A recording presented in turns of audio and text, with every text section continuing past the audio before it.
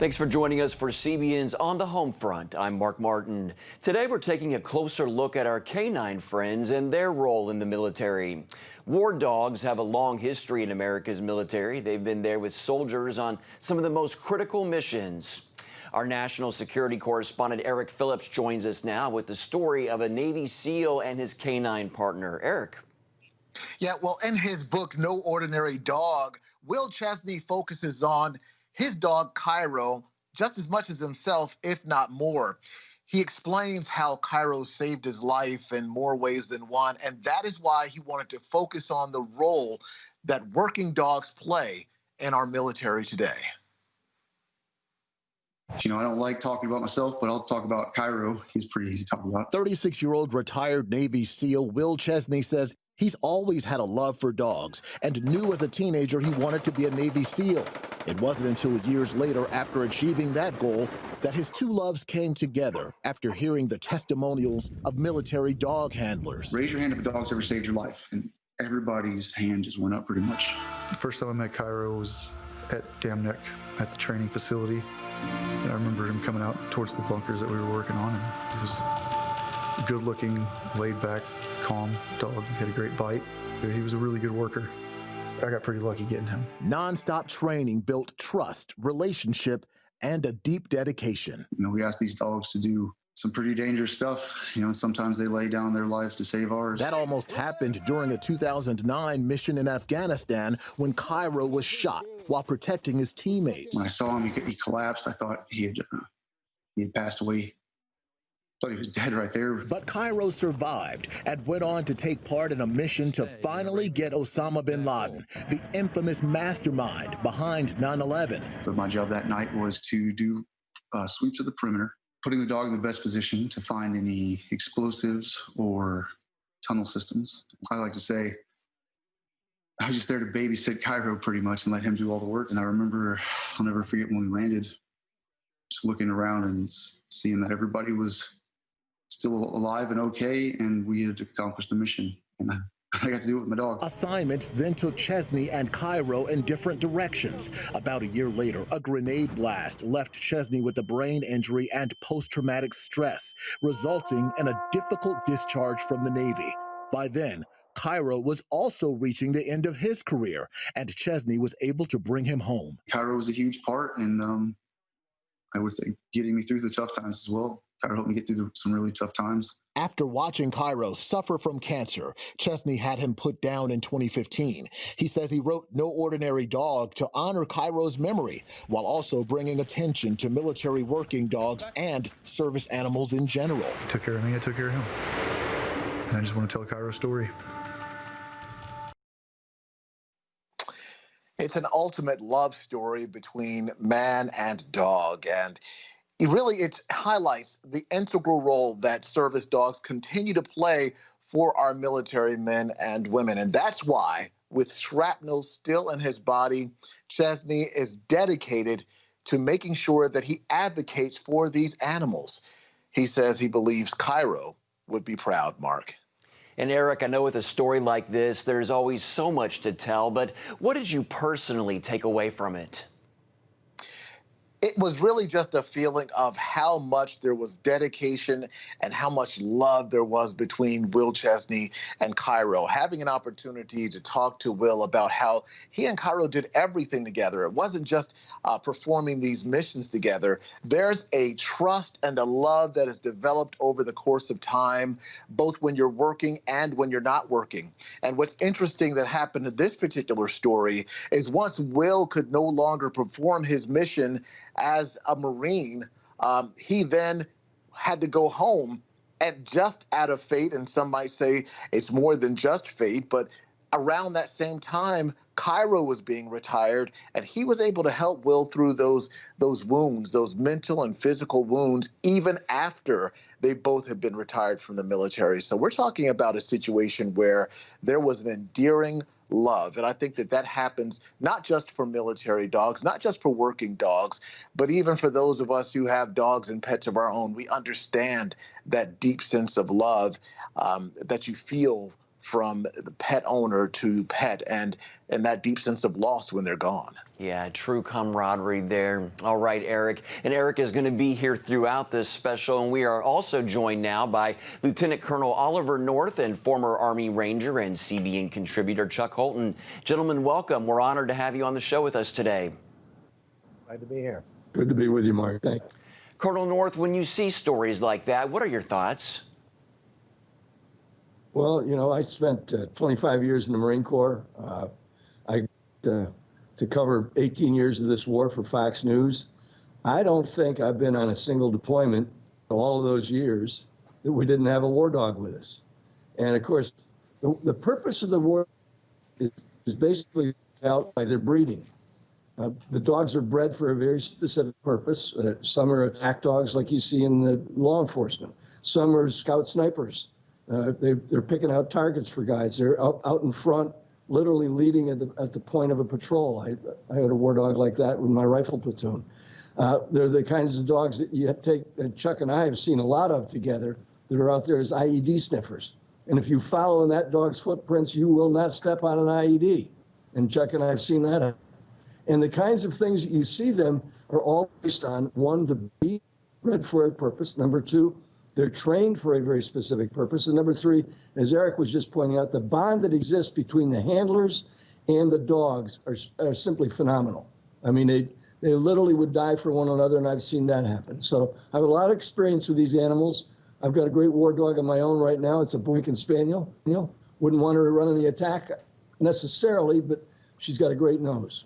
And Chuck, what about you when you saw that story? You know, what always amazes me about these dogs, as I've seen them in the combat zone, is just how engaged they are. I mean, they're not just there to go sniff out a bomb. They're not just there to, protect their handler.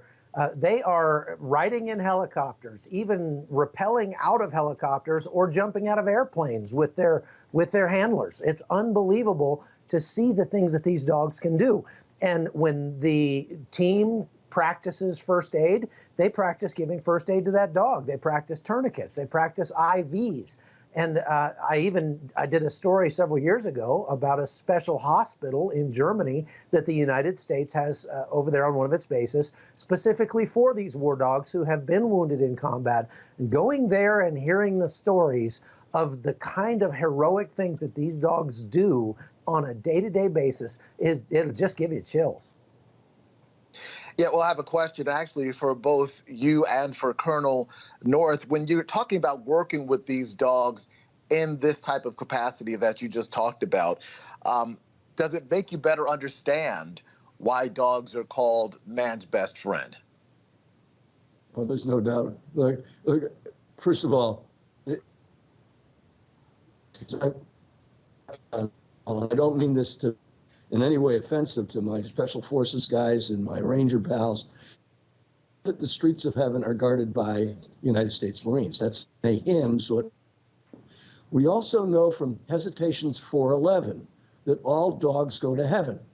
And so if anybody of you guys watching this broadcast get there before me, if you would please put in a word that I would like to, instead of guarding the streets of heaven, because I've done an awful lot of that, I would very much like to be in charge of the doghouse, since all of my dogs are going to be there, plus all of those remarkable war dogs that I've seen over the years. And I'll be in charge of feeding them and petting them and playing with them for all eternity. It's, as we know, and one of them's got. Right, apparently having some audio problems there with Colonel North's signal. We're going to be right back, though, with more of On the Home Front. And as we go to break, here's some four-legged military trivia for you about how many dogs are currently working in the U.S. military. You see the possible answers there. We're going to come back with the solution.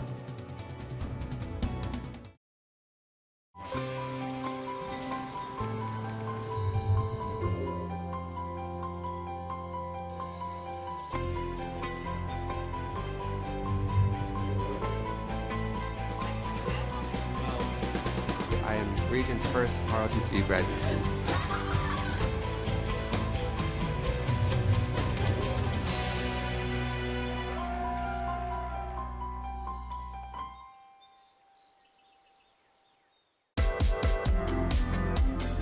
Meet the pastors who are preaching the gospel in a fresh, fearless way.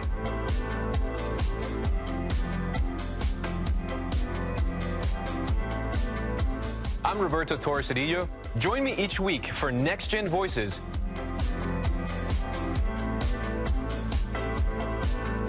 And watch God transform a generation.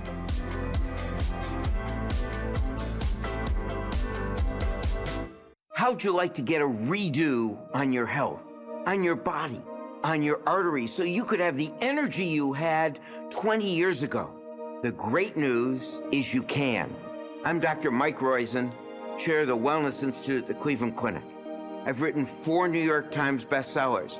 But even better than having to read all that, you can listen to this DVD and watch it. Protect your heart? Yes, you can. Here's how. Go to CBN.com or call 1-800-700-7000 for your free copy of Protect Your Heart. Let the medical experts show you their new discoveries on how to avoid heart disease and even reverse it. Easy steps to uncover the hidden dangers in your medicine cabinet, reduce stress, and get a complete do-over for your health. Call 1-800-700-7000. That's 1-800-700-7000. Or go to CBN.com to claim your free copy of Protect Your Heart. And welcome back to On the Home Front. The answer to our question on how many dogs serving in the U.S. military, about 1,800 or 2,000 authorizations for military service dogs are in active duty. About 2,000 authorizations for military working dogs. Eric. Yeah, that number sounds kind of large, but when you think about the work that the military does, you know that you need kind of all hands and in some cases all paws on deck. I want to make a correction, though. I did say in the last section that Will Chesney was a Marine. In fact, he was a Navy SEAL. I'm sure that our Marines also find great solace in the help they get from working dogs as well. But Will Chesney was a Navy SEAL. But Colonel North, does it surprise you that number of dogs that we find that are in the military? Does the number that Mark just mentioned surprise you? Oh, no, not at all. And every deployed Marine unit has a scout. Well, every single Marine unit that deploys takes with them a dog, at least one. And if it's a larger unit, when the 5th Marines was in the attack from Kuwait all the way to Baghdad, they had at least a dozen with them. And those dogs all had different purposes. Some were IED detectors. Some were bred to be, for example, in the footage I sent you guys that shows that wonderful yellow lab playing with his on the back of an armored vehicle. That's that dog's armored vehicle. The Marines just get to ride in it with him. And that vehicle is normally in the front of the attack. And the dog gets played with. And it gets to play with the other guys because that's an IED detector. It's different than an assault dog or an attack dog. It's different than a scout dog. And that dog has not only been bred for that purpose, but also been trained for that purpose. And you can see in one of those the still taken from my helmet cam, that's a still taken of that same dog and his handler who have just joined a helicopter assault unit in the largest helicopter assault in the entire Afghan war. And I was going on that, and that's why I'm walking up to it.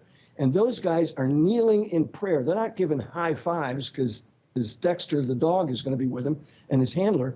They're so glad that they kneel down and say a prayer of thanksgiving that the dog is with them. And the dog, as Chuck points out, is going to be the very first one off that helicopter. And I'm going to be following right in that dog's footsteps, because if that dog gets out in front of me, I don't want to step on an IED, and I know the dog won't.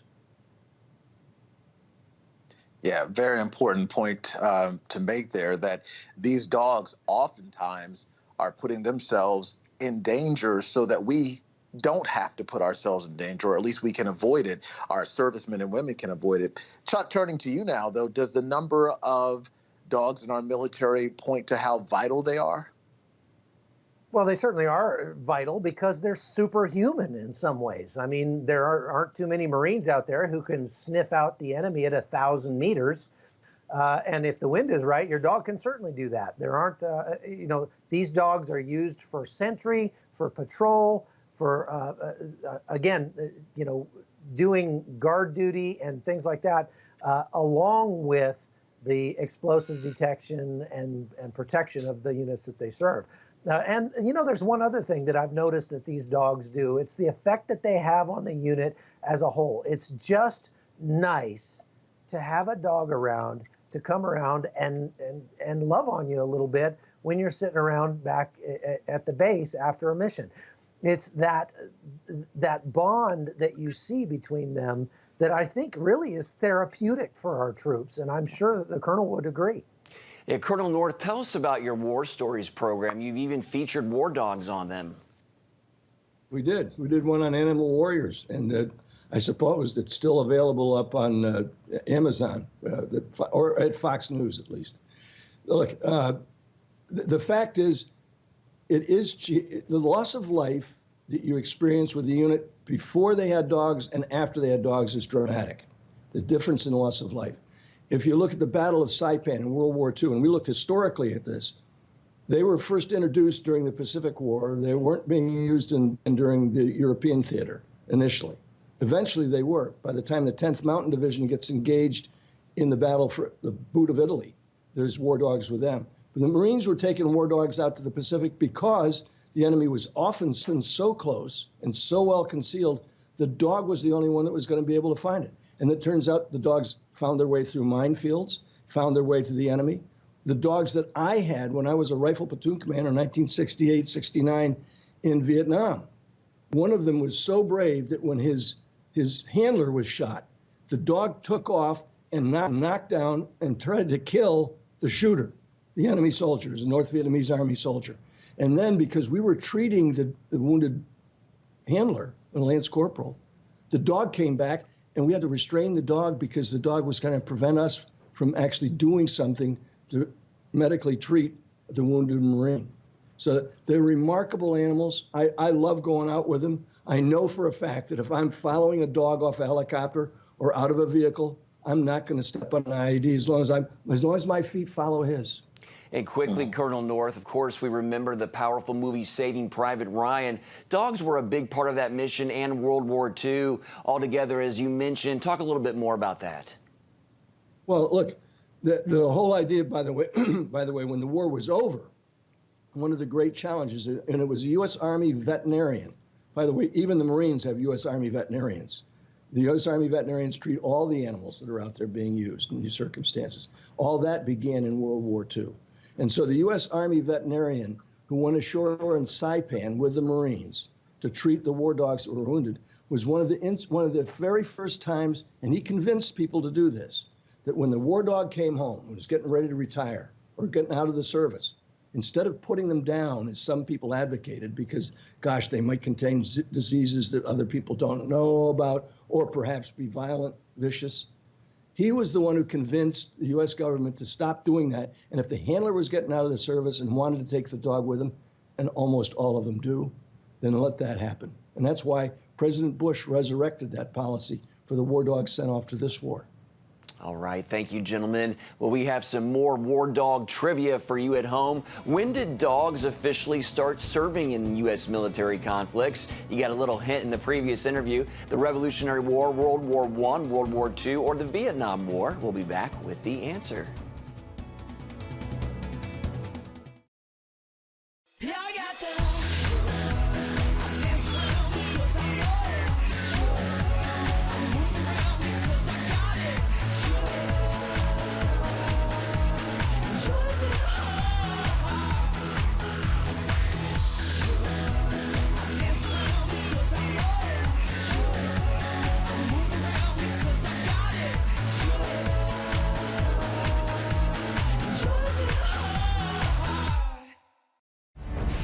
On the home front. Thanks for joining us for CBN's On the Home Front, where we highlight what the men and women of America's military do to defend our country. CBN honors the men and women in our military with an initiative called Helping the Home Front. It partners with churches across the country to meet the needs of their military families, from repairing homes to wiping out medical bills for wounded veterans. On the Home Front, Tuesday morning at 10:30. If you want to be an attorney with a passion for serving people and for excellence, Regent University needs to be high on your list. Regent's award-winning law school doesn't just create lawyers. We create leaders, judges, prosecutors and defense lawyers, civil litigators, and leaders in government. My focus has been trying to really make sure we have the future leaders we need for the bench and the bar and for society generally. You'll learn from highly credentialed leaders who are current and former judges, distinguished scholars, and ACLJ counsel. I'm so glad I chose Regent. The relationships here have been amazing. The faculty have been amazing. Not everybody's called to the same thing when they leave law school, but they're called by a God who has a purpose for their lives, and He is going to use that education to make a difference in the world. Regent will prepare you to be a purpose-driven, practice-ready lawyer. To start your rewarding law career, complete the online application, submit your transcripts, and take the law school admissions test by July. Apply today. The answer to our last trivia question is World War II. Dogs have fought in every conflict since the Revolutionary War, but did not officially become part of the armed forces until World War II. We are back now with my co-host Eric Phillips, Lieutenant Colonel Oliver North, and CBN News contributor and former Army Ranger Chuck Holton. Gentlemen, a lot of movies out there, many of them based on true stories like Megan Levy and Max. Let's talk about them. Colonel North, we see in Megan Levy's story just how much these war dogs can change a soldier's life for the better. Elaborate on that. Well, let me just, because we only have a little bit of time left, let me just play the trivia game with you all. What is the most famous war dog who's killed a terrorist in recent days? Anybody remember his name? You got me. I don't know. Al-Baghdadi, hunted down by Conan, yes, the war dog. Wow. Yeah. I couldn't remember his name, but I do remember that. Yeah. There'll be a great movie about that, But talk a little bit too. about how dogs make lives better for soldiers. Well, because it brings a touch of home. I mean, the fact is, almost everybody knows somebody, or they themselves have a dog at home. It brings you that connection to something with whom you can feel great affection, and it's going to help you every day on the battlefield. And sometimes you get to play baseball with them because they'll go retrieve the ball that went over your head. All that kind of stuff. It's very important to the morale of the troops. And Eric, you had a question?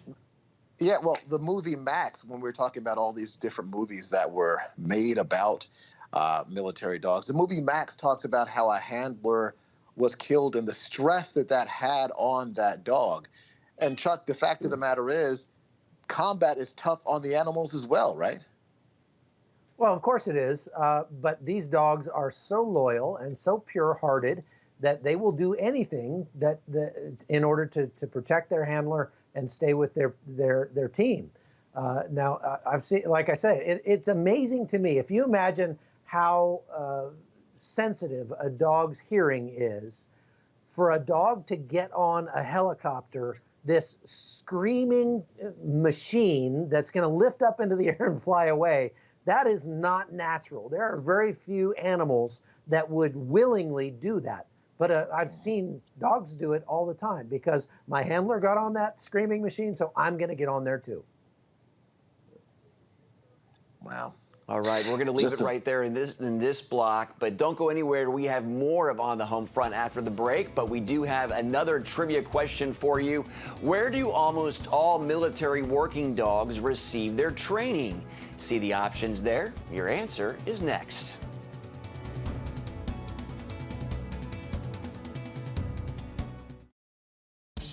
Introducing the CBN Bible from CBN.com. Now, an easier way to study the Bible and grow in your faith. Highlight your favorite verse. Read separate versions at a glance. Click and read a commentary.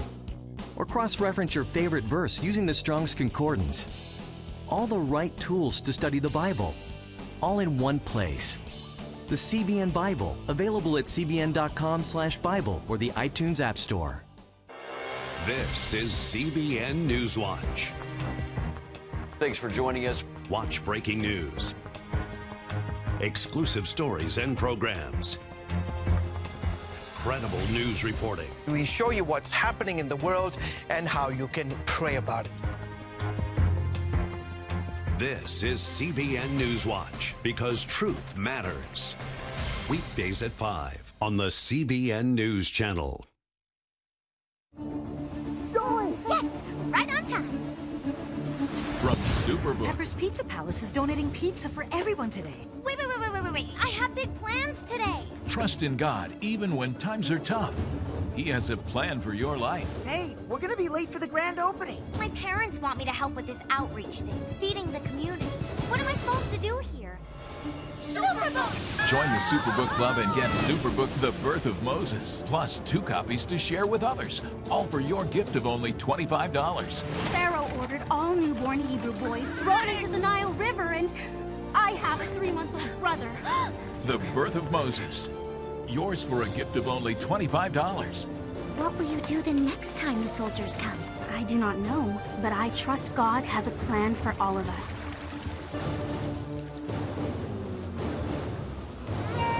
Superbook Club members free streaming for seasons 1, 2, and 3 is now available. We're back. The answer to the last trivia question about where the dogs are trained is at the Joint Base San Antonio Lackland in Texas. As we wrap up, we wanted to go on the lighter side and talk about how dogs really are man's best friend in a lot of ways. And movies as far back as Rin Tin Tin show that. Who remembers watching the movies or TV shows? Eric, first of all, your thoughts and on this and your closing thoughts on these four-legged friends. Well, I do remember those movies and TV shows, Mark. I remember Old Yeller as well and some of the others that featured dogs that were so loyal and loving. And I will tell you that in doing this story with Will Chesney, talking about Cairo, I really got a deepened sense of just how important dogs are in our military. And I think it's amazing how they just run the spectrum, going from risking their lives to protecting their fellow soldiers to then, as Chuck mentioned earlier, providing that therapeutic relief just by loving on their handlers and the other troops that are around. I think that they are amazing animals and that they definitely add a lot to our military ranks. And Chuck, quickly, I'm sure you've seen it as well inside and outside the military. Well, I've been a dog owner my whole life, and I don't really trust anybody who doesn't like dogs. And I'll just end with this. You'll never see a military working cat. So we'll put it that way. That's a great point. And Colonel North, we're going to give you the last words. Quickly, fond memories of Rin Tin Tin or any service dogs or pets? Absolutely. And just like Chuck just said, 77 years I've been on this planet, and I've got a dog the entire lifetime of it. The beagle that my brothers and I grew up hunting behind is not the kind of dog that I'm so familiar with jumping off the back of a helicopter behind him. The bottom line of it is, thank the good Lord that we've got people who breed and train these dogs for these purposes to save the lives of these soldiers, sailors, airmen, guardsmen, and Marines. Semper Fi. So true, and thank the Lord for these animals themselves. Gentlemen, thank you all for your time. Eric Phillips, Chuck Holton, and Colonel North, we really appreciate it and hope you enjoyed it today as we talked about war dogs. And that's going to do it for today. We hope you all join us next time. Have a great day. Thanks again for watching On the Home Front.